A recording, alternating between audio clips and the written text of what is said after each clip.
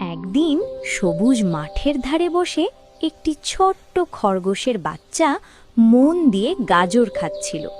চারপাশে ছিল শান্ত পরিবেশ আর হালকা বাতাস বইছিল, কিন্তু খরগোশটি জানতো না আকাশের অনেক ওপরে একটি ঈগল পাখি তাকে তীক্ষ্ণ চোখে দেখছে। হঠাৎ করে ছোঁ শব্দ তুলে ঈগলটি আকাশ থেকে নিচে নেমে এলো।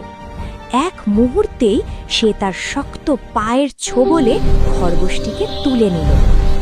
ভয়ে খরগোশটির চোখ ভিজে উঠল, তার ছোট্ট শরীর কাঁপতে লাগলো। কিন্তু উড়তে উড়তে ঈগলটি খরগোশটির নিষ্পাপ মুখের দিকে তাকিয়ে থমকে গেল। তার মনে হঠাৎ মায়া জেগে উঠল। সে খরগোশটিকে আঘাত করল না, বরং তাকে নিয়ে উড়ে গেল একটি বড় গাছের মাথায়, নিজের বাসায়।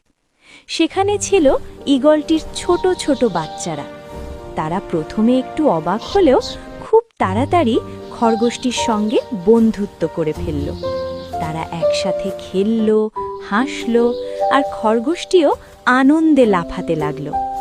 মা ঈগলটি দূর থেকে সব দেখল। তার মন আরও নরম হয়ে গেল। সেদিন থেকে সে শুধু নিজের বাচ্চাদের জন্যই নয়, খরগোশটির জন্যেও গাজর, কচি ঘাস আর নানা রকম ফল নিয়ে আসত। এভাবেই খরগোশটি ঈগলের বাসায় ভয় ছাড়াই শান্তিতে থাকতে লাগল। এই গল্পটি আমাদের শেখায়, ভালোবাসা আর মায়া থাকলে ভিন্ন প্রজাতির মাঝেও সুন্দর বন্ধুত্ব গড়ে উঠতে পারে।